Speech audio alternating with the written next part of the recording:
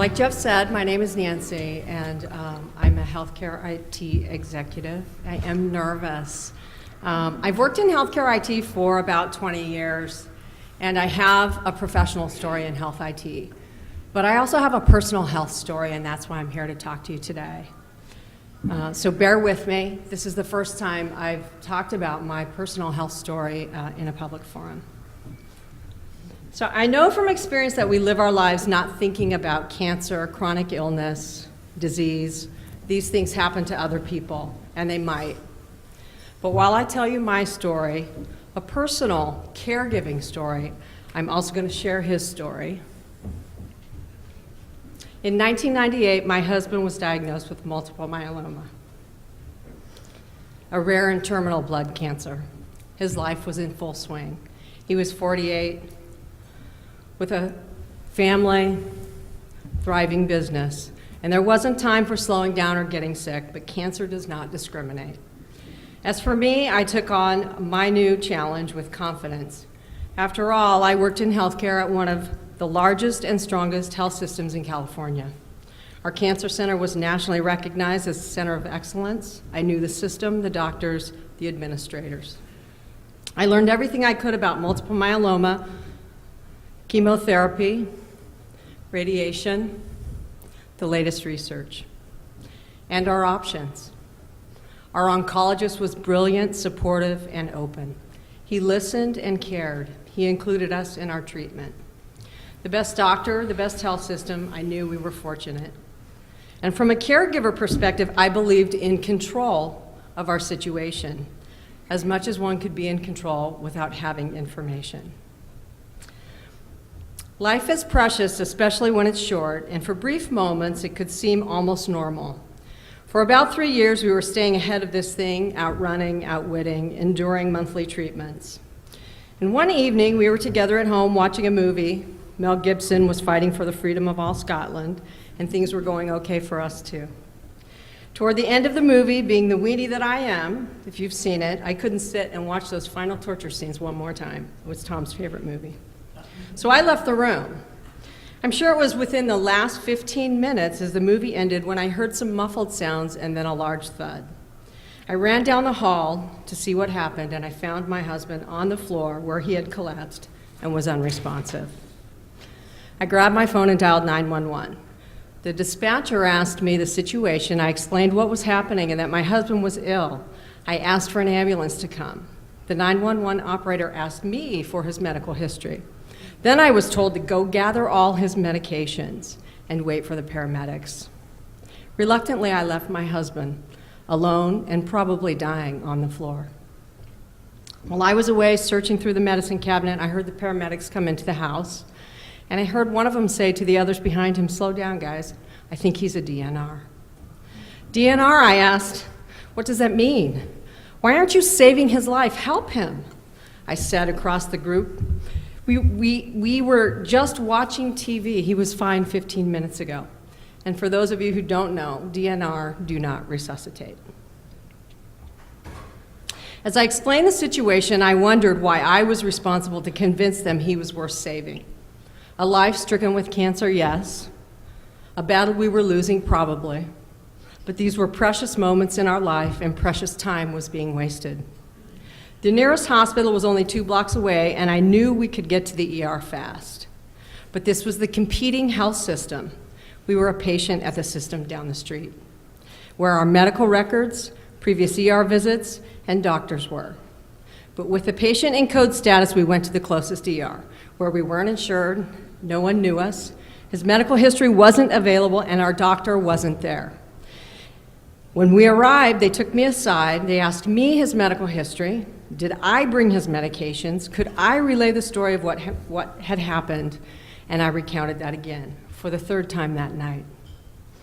I don't know how long it was, but it seemed like hours went by while they intubated and tried to stabilize my husband. After a while, I was asked what his wishes were regarding end-of-life efforts and encouraged to notify family members.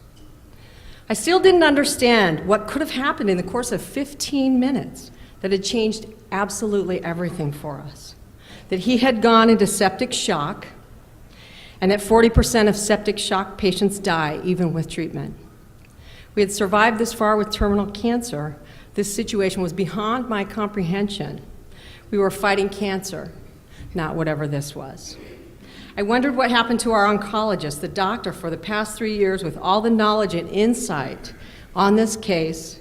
He'd saved his life this far, but he nor the critical information he had was there with us in the ER. He was affiliated with the competition, and he had no privileges to come see my husband. I was exhausted, confused, and alone. So my husband did not die that night. They moved him to the ICU, where he remained for 5 days, then to the floor for another 2 days before he could be transferred to a hospital in our health system. For that week, his doctor could not see him, and his information was not available. I knew they were performing unnecessary tests he had recently had in our own health system, but the doctors that were seeing him didn't have access to those tests. It was like being in another country, only we were 7 miles away in the same town. I don't know how many times I was asked about his medical history. I remained close by. I wanted to sit by his side, hold his hand, tell him we'll get through this one, just cry. But I didn't do that. What I did do was answer questions, repeat information each time someone new came. I realized what was happening, that I, primary caregiver, spouse, and chief griever, was also responsible for medical history, health information exchange, and coordination of care, without a PHR and from memory, a memory that was under duress, exhausted, and burdened. So I'm going to fast forward this same scenario to a new reality, to how it could happen. A new reality where if we are successful in accomplishing the goals of healthcare reform and the HITECH Act, we'll be in an environment that looks like this. We, my husband and I, have a personal health record. Our health system and hospitals have an electronic health record. Our doctor's office has an electronic health record. The local health information exchange is exchanging data in our region. Hospitals, doctors, pharmacies, labs, radiology, and oncology centers all participate.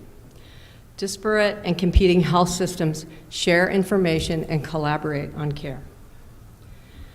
I'm connected online with a national and local caregiver group for caregivers of cancer, specifically multiple myeloma. I don't feel alone in my journey. We're socially connected to a digital library of information. We are informed of new treatments, research, clinical trials, and successes happening with our disease. I've received education on other risks, specifically septic shock. I spend less time researching and more time with my family. Our personal health record is connected to our doctor's office. Our doctor's office is connected to the hospitals in the area. The hospital is connected with their health system's centers of care. The health system is coordinating care and exchanging information with a competing health system. We store critical information in the cloud for emergencies. In this new world of healthcare enabled by information technology, here's what happens. One evening while watching Braveheart, my husband collapses and is unresponsive. I grab my phone and call 911. The dispatcher asks me the situation. I tell him my husband is a cancer patient, possibly in septic shock. I knew the risk factors. I told the 911 operator we're connected electronically with our doctors and health system. The ambulance is dispatched. I never leave my husband's side. The arriving paramedic uses his iPhone to digitally scan the barcode on the wall by our front door. Instantaneously, he has access to this patient medical information. They immediately go to work on him. No second guessing, no questions, no arguments. The paramedic's record is digitally transmitted to the hospital in preparation for receiving the patient. The emergency room has access to my husband's emergency record and note his condition, his medications, and his current treatments. Telemedicine is available from the ER to the ambulance to monitor and guide the paramedics while in transport. Our oncologist is notified electronically his patient is in transport to the ER. The health system is notified their patient is in transport to the competing health system's ER. The emergency room is given full access to my husband's medical record. The doctors in the ER have enough information to fully ascertain the situation, determine treatment paths and options. More importantly, I'm not asked his medical history. I'm comforted, and someone asked me, "Can I get you some coffee?" My husband is stabilized and transferred to the ICU. The ICU has access to all his medical records, his medication regimen, comparison tests, and what his normal is. There's no second guessing. The rounding physician collaborates with our oncologist. They prepare a transition plan to move us to our hospital. He stabilized faster and moved in 3 days. I stay by my husband's side. So we survived this incident, and Tom went on to live another 6 months. A lifetime when you're counting seconds. During times of great stress, as humans, we somehow summon up the strength to just go through it, not even recognizing where it comes from. We go through the motions, hoping we can look back and remember. There were many more incidents like this one, and I wish I could recount them all, but I can't. And I have no medical records to remind me of our journey. And as Ralph Waldo Emerson said, life is a journey, not a destination. Medical records are a detailed accounting of a very specific and important part of our journey. Whether our destination is to live long or die too young, we should all be able to be in control of that part of our journey. So why am I telling you this story? Obviously, to raise awareness of the difference that healthcare reform, and specifically health information technology, will make in the quality of care and the quality with which we can give care as caregivers.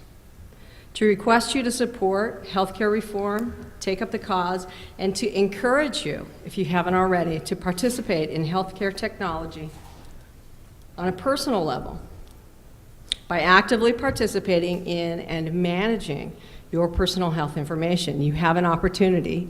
You can do it for free. You can start right here. Ask your doctor, your pharmacist, your lab technician, and your dentist for your information.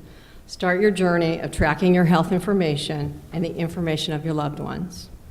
And help us carry our message beyond the medical community. Thank you.